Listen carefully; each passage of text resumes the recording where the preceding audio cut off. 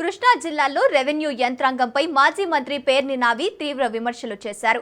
చిన్న సన్నకారు రైతులను టార్గెట్ చేస్తూ వేధింపులకు గురి చేస్తున్నారన్నారు. బందరు రెవెన్యూ డివిజన్ పరిధిలోని అధికారులు ఆక్వా రైతులపై అన్యాయంగా ఆంక్షలు విధిస్తున్నారన్నారు. చిన్నపురం, వాడపాలెం, వాడగోయి, కోనా తుమ్మలపాలెం, కేపీటీపాలెము, పాతేరు గ్రామాల్లో 1-2 ఎకరాల రైతులు చెరువుల మరమ్మతులు కూడా చేసుకోవాల్సింది అడ్డుకుంటున్నారని తెలిపారు.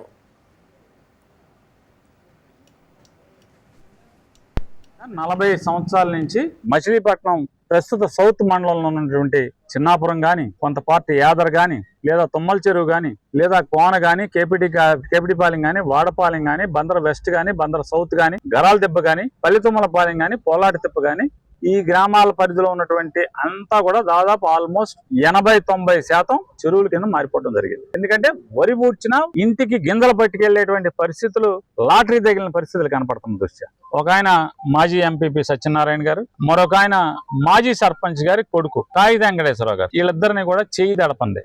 ఎకరానికి 40 నుంచి 50 వేల రూపాయలు ఎకరానికి లంచం ఇవ్వకుండా ఎవరు కూడా చెరువు తవ్వుకుంటాకు గానీ లేదా చెరువు రిపేర్ చేసుకుంటాకు గానీ అవకాశమే లేదు. బోర్ వేసుకోవాలంటే ఒక బోర్ వేసుకోవాలంటే 45,000, తవ్వుకోవాలంటే 50,000, కాళ్ళ ఏళ్ళ పడితే 40,000 రిపేర్ చేసుకుంటాకి, తవ్వుకుంటాకు గానీ. మేము ఆల్రెడీ ఎంఆర్ఓలకి అడిగాం, అయ్యా మీరు ఆపటం ఏంటయ్యా చిన్న చిన్న రైతుల్ని, ఇది అన్యాయం కదా ఎంఆర్ఓ తహసీల్దార్ గారు, ఇది తప్పయ్యా.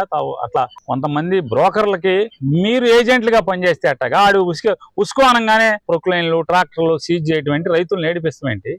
అందులో గొప్పగా ఏం జరుగుతుందంటే జగన్మోహన్ రెడ్డి గారు కులం చూడడం, మతం చూడడం, పార్టీలు చూడడం అని చెప్పి పరిపాలన అందిస్తే వీళ్ళు అసలు పార్టీలు చూడడం, కులం చూడడం, మతం చూడడం, ఎవడైనా సరే మాకు కట్టాల్సిందే.